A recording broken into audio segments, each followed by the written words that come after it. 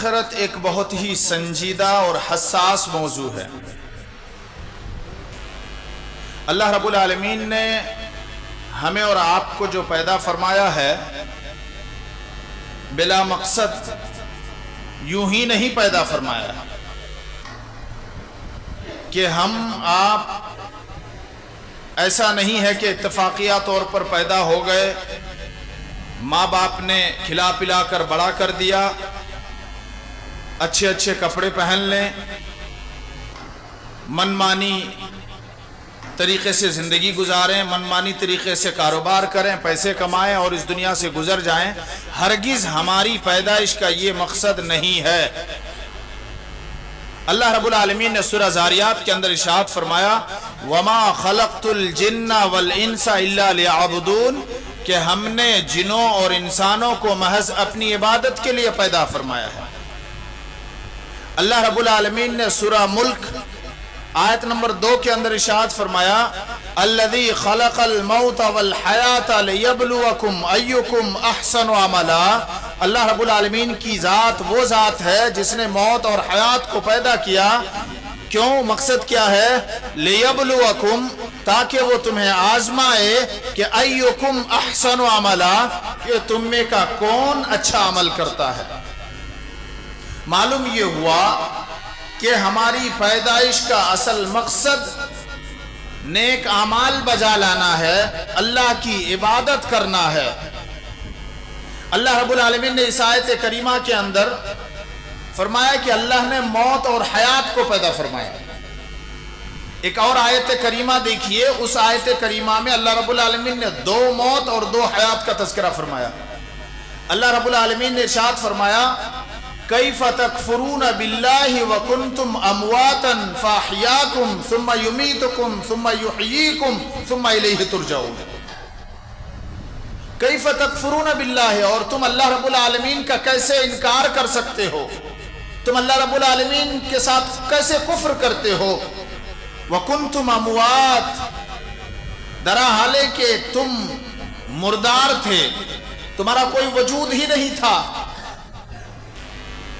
پھر اللہ رب العالمین نے تمہیں حیات بخشی، پھر اللہ تعالیٰ تمہیں موت دے گا، پھر اللہ دوبارہ تمہیں زندہ کرے گا۔ اس آیت کریمہ کے اندر اللہ رب العالمین نے 2 حیات اور 2 موت کا ذکر فرمایا۔ کیف تکفرون باللہ وکنتم امواتا فاحیاکم ثم یمیتکم ثم یحییکم ثم الیہ ترجعون۔ یعنی آپ ذرا غور کریں، ہم اور آپ یہ جو زندگی میں ہیں، شب و روز دن رات گزار رہے ہیں، اس سے پہلے ہمارا کوئی وجود ہی نہیں تھا۔ یعنی ماں کے پیٹ میں پیدا اور نطفے کے بعد روح پھونکے جانے سے پہلے ہمارا کوئی وجود ہی نہیں تھا، ہماری کوئی حیثیت ہی نہیں تھی، ہم کچھ تھے ہی نہیں۔ اللہ رب العالمین نے فرمایا کہ وَكُنْتُمْ أَمْوَاتٍ، تمہارا کوئی وجود نہیں تھا۔ پھر اللہ رب العالمین نے ماں کے پیٹ میں روح پھونکا، اور نہ صرف روح پھونکا بلکہ ماں کے پیٹ میں اللہ رب العالمین نے ہمارے لیے غذا کا انتظام کیا۔ وہاں اللہ رب العالمین نے ہماری پرورش اور پرداخت کی۔ ماں کے پیٹ میں روح پھونکے جانے کے بعد اللہ رب العالمین نے ہمیں وہاں حیات دینے کے بعد زندہ رکھا۔ اللہ رب العالمین نے ہر طرح کی جو چیزیں ہمیں وہاں میسر اور ضرورت تھی وہ اللہ رب العالمین نے مہیا فرمایا۔ وہ رب العالمین ہے، وہ پالن ہار ہے، پالنے والا ہے۔ ماں کے پیٹ میں اس نے ہماری پرورش کی، اس کے بعد ہماری پیدائش ہوئی، پلے بڑھے، بلوغت کو پہنچے، بڑے ہوئے۔ بہت ہی افسوس کی بات یہ ہے کہ ہم اور آپ اس دنیا میں اس قدر مگن ہو چکے ہیں کہ آخرت کی فکر ہے ہی نہیں، آخرت کو ہم نے بھلا دیا۔ ایسا محسوس ہوتا ہے کہ سب کچھ یہی ہے اور اس کے بعد ہمیں مرنا ہی نہیں ہے۔ پل بھر کی خبر نہیں ہے، پل بھر کا پتہ نہیں ہے، اور ہم سالوں کا پلان بنا بیٹھے ہیں۔ ہم اللہ رب العالمین کے دین اور شریعت سے کافی دور جا چکے ہیں۔ आखिरत के ताल्लुक से ख्वाब गफलत के शिकार हैं, आखिरत की हमें कोई फिक्र ही नहीं है। हम और आप इसी दुनिया के अंदर मगन हैं, इस दुनिया को हासिल करने के लिए इस दुनिया की रंगीनियों में इस कदर मगन हो चुके हैं कि ना हमें सही गलत का तमीज़ है, ना हलाल और हराम में कोई फ़र्क महसूस होता है। बस मनमानी तरीके से माल आए जाए आए जाए आए जाए, इसी की फिक्र और दौड़ में लगे हुए हैं, एक दूसरे को पीछे करने के चक्कर में लगे हुए हैं। अल्लाह रब्बुल आलमीन ने कुरान करीम के अंदर इरशाद फरमाया, बल तु'थिरून हयात दुनिया, बल्कि तुम दुनियावी जिंदगी को तरजीह देते हो, बल्कि तुम दुनियावी लाइफ को प्रायोरिटी देते हो। वल आखिरतु खैरुन व अबका, और आखिरत की जिंदगी बेहतर है, बाकी रहने वाली है। दुनियावी जिंदगी की क्या हैसियत है, इसकी क्या वक़्त है। आप इस दुनिया की जिंदगी और इस दुनिया की हकीकत को समझना चाहते हैं तो कुरान करीम की आयत करीमा देखें। अल्लाह रब्बुल आलमीन ने फरमाया, वमा हादिहिल हयातुद दुनिया इल्ला लहवु व लइब, ये दुनियावी जिंदगी कुछ भी नहीं है, बस खेल कूद है, ये तमाशे की जगह है। व इन्नद दारल आखिरत लहियल हैवान, और हकीकी माने में सच्ची जिंदगी, अच्छी जिंदगी आखिरत की जिंदगी है। अल्लाह रब्बुल आलमीन ने फरमाया, वमा हादिहिल हयातुद दुनिया इल्ला मताउल गुरूर, ये दुनिया की जिंदगी कुछ भी नहीं है सिवाय धोखे के।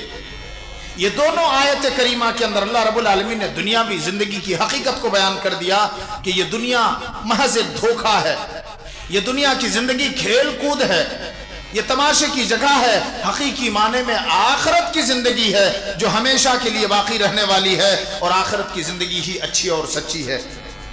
मेरे भाइयों, नबी करीम सल्लल्लाहु अलैहि वसल्लम का फरमान देखें इस दुनिया की हकीकत के सिलसिले में। अल्लाह के नबी सल्लल्लाहु अलैहि वसल्लम एक मर्तबा एक जगह से गुजर रहे थे, आपके साथ आपके सहाबी थे। आप सल्लल्लाहु अलैहि वसल्लम की नजर एक मरी हुई बकरी के बच्चे के ऊपर पड़ी।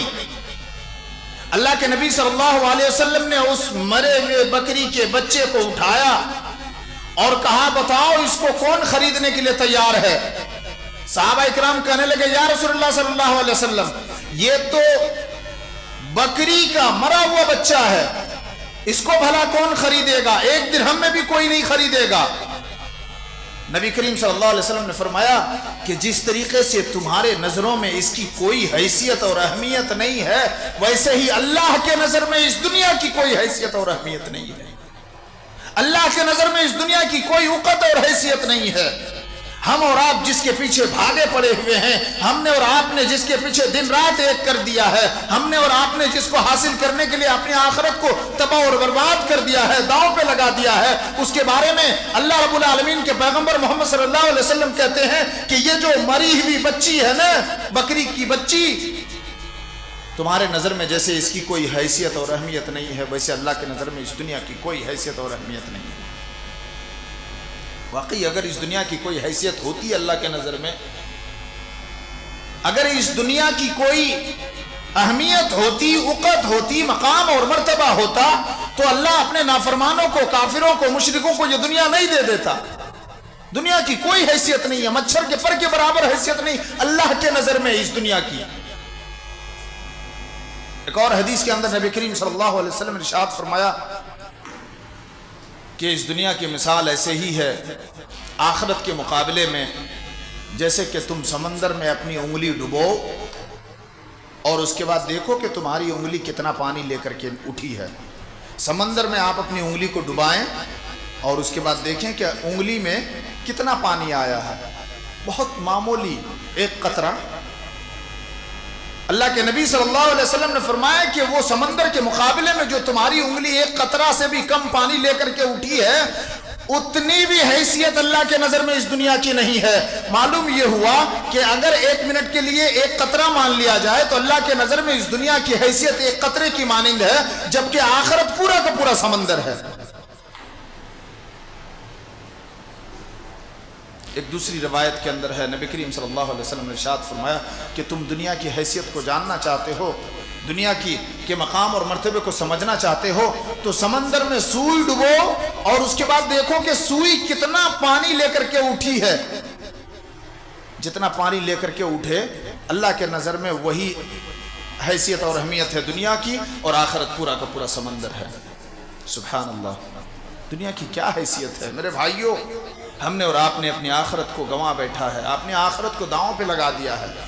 بل تؤثرون الحیات الدنیا، بلکہ تم دنیاوی زندگی کو ترجیح دیتے ہو، دنیا میں لائف اسٹائل اختیار کرتے ہو، لائف بنانے کے پیچھے بھاگ رہے ہو۔ نمازیں چھوٹ رہی ہے، روزے چھوٹ رہے ہیں، صدقات و خیرات کی کوئی فکر نہیں، قرآن کی تلاوت مہینوں گزر جاتے ہیں ہم اور آپ کر نہیں پاتے، اور آخرت ہمارے ہاتھوں سے چھوٹتی چلی جا رہی ہے۔ بل تؤثرون الحیات الدنیا، بلکہ تم دنیاوی زندگی کو ترجیح دیتے ہو، پریورٹی دیتے ہو، لائف بنانے کے چکر میں لگے ہو، بلڈنگ بنانے کی فکر میں لگے ہو، کاروبار کو کھڑا کرنے کی کوشش میں لگے ہوئے ہو، حلال حرام کی تمیز تم نے ترک کر دیا، جائز اور ناجائز کو پس پشت ڈال دیا، اپنی آخرت کو برباد کر رہے ہو۔ دنیا کی کوئی حیثیت نہیں ہے، دنیا کی کوئی اہمیت نہیں ہے، دنیا کی کوئی وقت نہیں ہے، اس کے مقابلے میں آخرت، والآخرت خیر وابقا، آخرت کی زندگی بہتر ہے، باقی رہنے والی ہے، بہتر اس کے لیے ہے جو اس دنیاوی زندگی میں اللہ اور اللہ کے رسول کے بتائے ہوئے طریقے کے مطابق گزار لے۔ اس دنیاوی زندگی میں ایک پکا سچا مومن اور مسلمان ہو کر کے دنیاوی زندگی گزار لے، وہ اللہ سے ڈرنے والا بن جائے، جائز اور ناجائز میں تمیز کرے، حلال اور حرام میں فرق کرنا جان جائے، سیکھ جائے اور اس پر عمل کرے، حرام سے بچ جائے، حلال پر اکتفا کرے۔ ایسے لوگوں کے لیے والآخرت خیر وابقا، آخرت کی زندگی باقی ہے، بہتر ہے اور باقی رہنے والی ہے۔ آخرت کی زندگی ہمیشگی کی زندگی ہے، وہاں تو موت کو بھی ایک مینڈے کے شکل میں لا کر کے ذبح کر کے موت دے دیا جائے گا، وہاں کوئی موت آنے والی نہیں ہے۔ جو شخص کامیاب ہو گیا اس کے لیے ہمیشگی کی کامیابی، جو ناکام ہو گیا وہ ہمیشگی کے لیے ناکام ہو گیا۔ آخرت کی زندگی لازوال ہے، آخرت کی زندگی سرمدی ہے، آخرت کی زندگی کبھی نہ ختم ہونے والی زندگی ہے۔ بل تؤثرون الحیات الدنیا والآخرت خیر وابقا، آخرت کی زندگی بہتر ہے، باقی رہنے والی ہے۔ ہمیں اور آپ کو آخرت کی زندگی کی فکر کرنی چاہیے، آخرت میں کامیابی کی فکر کرنی چاہیے۔ صحابہ اکرام جو پیارے نبی صلی اللہ علیہ وسلم کے ساتھ جن کا اٹھنا بیٹھنا تھا، وہ آخرت کی زندگی کو کامیاب بنانے کے لیے انہوں نے ہر طرح کی قربانیاں پیش کر دی، جان کی بازیاں لگا دی، وہ انہوں نے شہادت کے جام کو اپنے ہونٹوں سے خوشی خوشی قبول کر لیا۔ انہوں نے اسلام کی سربلندی کے لیے، اعلی کلمت اللہ کے لیے اور اسلام کو اوپر اٹھانے کے لیے جب جب جس چیز کی قربانی کی ضرورت پڑی، مال کی قربانی کی ضرورت پڑی، اپنے گھر بار کو اللہ کے راستے میں حوالے کر دیا۔ دولت کی قربانی کی ضرورت پڑی، دولت کو انہوں نے نچھاور کر دیا۔ جان کی قربانی لگانے کی ضرورت پڑی، جان کو انہوں نے قربان کر دیا۔ کیوں؟ اس لیے کہ ان کا اعتقاد، ان کا یقین، ان کا ایمان آخرت کے اوپر تھا کہ یہ دنیا کی زندگی کوئی زندگی نہیں ہے، یہ دنیا کی حیثیت کوئی حیثیت نہیں ہے، یہ دنیا کی کوئی وقت نہیں ہے، کوئی مقام اور مرتبہ نہیں۔ اصل زندگی تو آخرت کی زندگی ہے، جو وہاں ایک بار کامیاب ہو جائے گا وہ ہمیشہ کے لیے کامیاب ہو جائے گا۔ صحابہ کرام نبی کریم صلی اللہ علیہ وسلم کی خدمت میں حاضر ہو کر کے ہر لمحہ ایک ہی قسم کے سوالات کیا کرتے تھے، اے اللہ کے رسول صلی اللہ علیہ وسلم کوئی ایسا عمل بتا دیجئے کہ وہ عمل کریں اور جنت میں داخل ہو جائیں۔ پھر کوئی آتے تھے، اے اللہ کے رسول صلی اللہ علیہ وسلم ہمیں کوئی ایسا راستہ بتا دیجئے، کوئی طریقہ بتا دیجئے، کوئی نیک عمل بتا دیجئے کہ ہمارا رب ہم سے راضی ہو جائے۔ اے اللہ کے رسول صلی اللہ علیہ وسلم ہمیں کوئی عمل بتا دیجئے کہ ہم جہنم سے نجات حاصل کر لیں۔ اے اللہ کے رسول صلی اللہ علیہ وسلم ہمیں حرام کام کے راستے اور طریقے بتا دیجئے تاکہ ان چیزوں سے بچ جائیں۔ کیا کیا کبیرہ گناہ ہے وہ بتا دیجئے کہ کبیرہ گناہ سے بچ جائیں۔ اے اللہ کے نبی صلی اللہ علیہ وسلم فضائل کی باتیں ہمیں بتا دیجئے کہ ہم وہ کر لیں اور اللہ ہم سے راضی ہو جائے، جنت ہمارا ٹھکانہ بن جائے، اللہ کی دیدار ہمیں وہاں نصیب ہو جائے۔ یہ صحابہ کرام کی فکر اور تڑپ دن بھر رات بھر لگے رہتے تھے۔ لہٰذا بہت سارے صحابہ کرام کے واقعات ہیں، فکر آخرت بہت وسیع موضوع ہے۔ خاص طور پر حضرت عثمان غنی رضی اللہ تعالیٰ عنہ کے بارے میں ان کے غلام ہانی روایت کرتے ہیں، وہ کہتے ہیں کہ حضرت عثمان غنی رضی اللہ تعالیٰ عنہ کے سامنے जन्नत का तस्करा होता नहीं रोते, जहन्नम का तस्करा होता आंखों से आंसू नहीं बहते। लेकिन जैसे ही आप हजरत उस्मान गनी रजी अल्लाह ताला अन्हो के सामने कब्र का तस्करा होता या किसी कब्र के पास से गुजरते, ज़ारो कतार रोने लगते।